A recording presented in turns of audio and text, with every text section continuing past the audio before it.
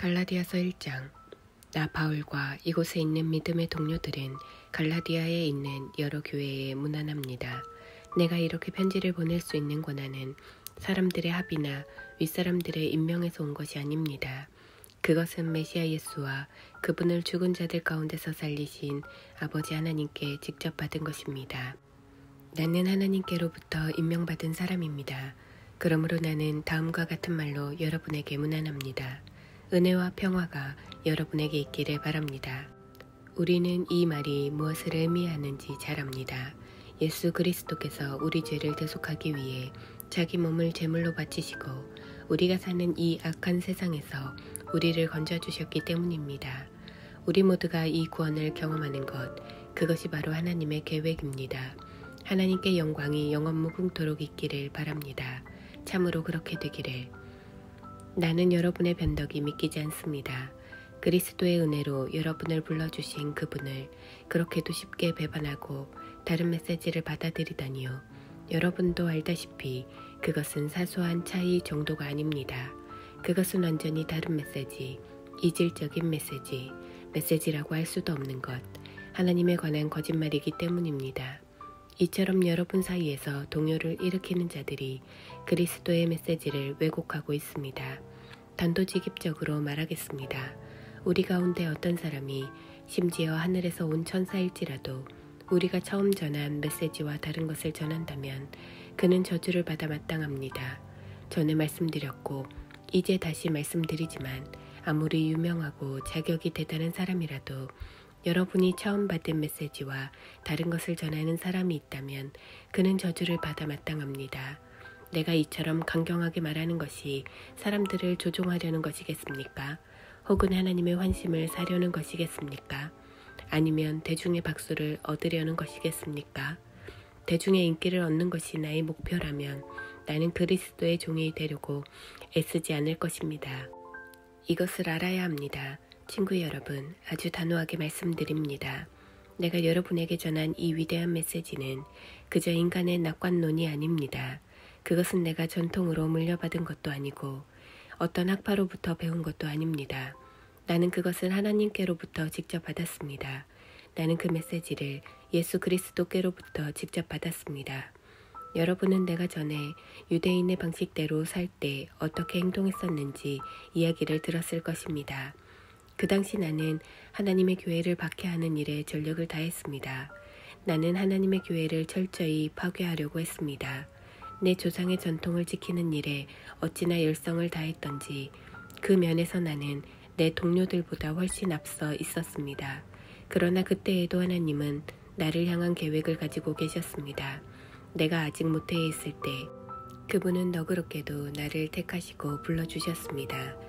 그분은 내게 개입하시고 자기 아들을 나타내 보이셔서 나로 하여금 기쁜 마음으로 그 아들을 이방인들에게 알리게 하셨습니다. 나는 부르심을 받자마자 내 주위에 누구와도 상의하지 않고 나보다 먼저 사도가 된 사람들과 논의하러 예루살렘으로 올라가지도 않고 곧장 아라비아로 갔습니다. 그리고 얼마 후 다마스쿠스로 되돌아갔고 3년 후에 베드로와 함께 내가 전하는 이야기를 서로 비교해 보려고 예루살렘으로 올라갔습니다. 내가 예루살렘에 머문 기간은 고작 보름 정도였으나 거기서 지낸 시간은 정말 대단했습니다. 나는 우리 주님의 동생 야고보만 만났을 뿐 다른 사도들은 구경도 못했습니다. 내가 여러분에게 하는 이 말은 절대로 거짓말이 아닙니다. 그 후에 나는 시리아와 길리기아에서 사역을 시작했습니다. 그렇게 시간을 보내며 활동한 뒤에도 나는 유대에 있는 그리스도의 교회들의 얼굴이 알려지지 않았습니다. 그저 전에 우리를 박해하던 사람이 이제는 자기가 없애버리려던 그 메시지를 전하고 있다는 소문만 떠돌 뿐이었습니다. 그들이 나에 대해 보인 반응은 나로 인해 하나님을 알아보고 그분을 경배한 것이었습니다. 2장. 첫 번째 방문이 있고 14년이 지나서 바나바와 나는 디도를 데리고 예루살렘으로 올라갔습니다. 내가 예루살렘으로 간 것은 내가 계시받은 것을 그들에게 분명히 설명하기 위해서였습니다. 그때 나는 이방인들에게 무엇을 전했는지 그들에게 정확하게 설명했고 교회에서 존경받는 지도자들에게도 따로 설명했습니다. 그것은 우리의 일이 유대인과 이방인 사이의 관계 문제로 인해 오명을 얻게 되거나 공공연한 쟁점이 되는 것을 막기 위해서였습니다. 그러지 않으면 자칫 여러 해에 걸쳐 이루어진 나의 활동이 훼손되고 현재 진행되고 있는 나의 사역이 위험에 처할 수도 있었기 때문입니다. 유대인이 아닌 디도가 할례를 강요받지 않았다는 사실에 유념하십시오. 우리가 협의하고 있는 중에 그리스도인인 척하는 첩자들이 침투한 일이 있었습니다. 그들은 참된 그리스도인들이 어떤 자유를 누리는지 엿보려고 슬그머니 끼어든 자들이었습니다. 그들의 저희는 우리를 꾀어 자신들의 종으로 삼으려는 것이었습니다. 그러나 우리는 그들을 거들떠보지도 않았습니다. 여러분을 위해 메시지의 진리를 지키기로 결심했기 때문이었습니다. 교회 안에서 중요 인사로 여겨지는 사람들이 어떤 평판을 받든 나는 아무 관심이 없습니다.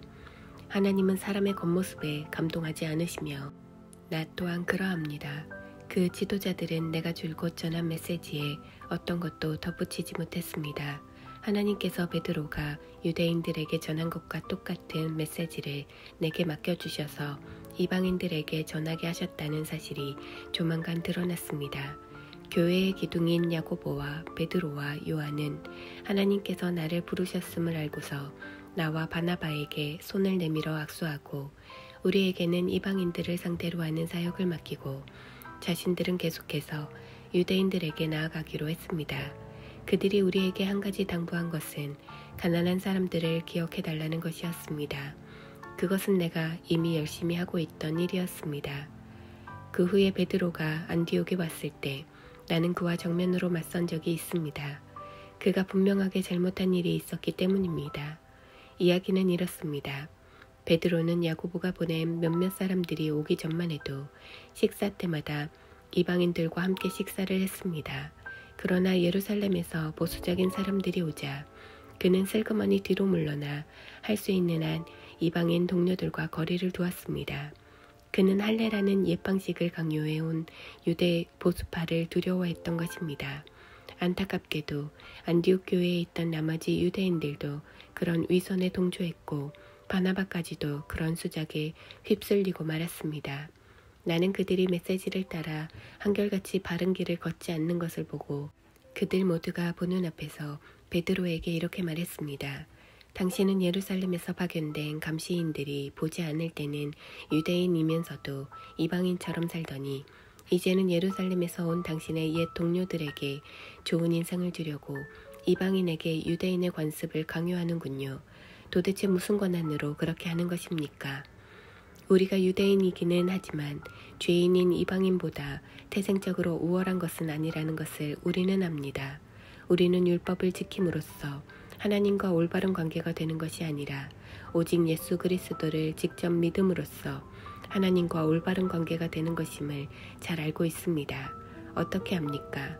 우리가 그것을 시험해 보았기 때문입니다.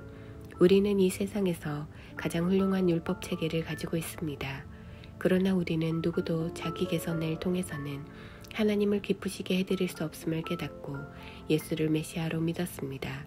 자기 힘으로 선한 사람이 되려고 애쓰기보다는 메시아를 믿음으로 하나님과 올바른 관계에 들어가게 되었습니다. 혹시 우리가 아직 완전한 사람이 아니라는 것을 눈치챘습니까? 그리 놀랄 일도 아닙니다.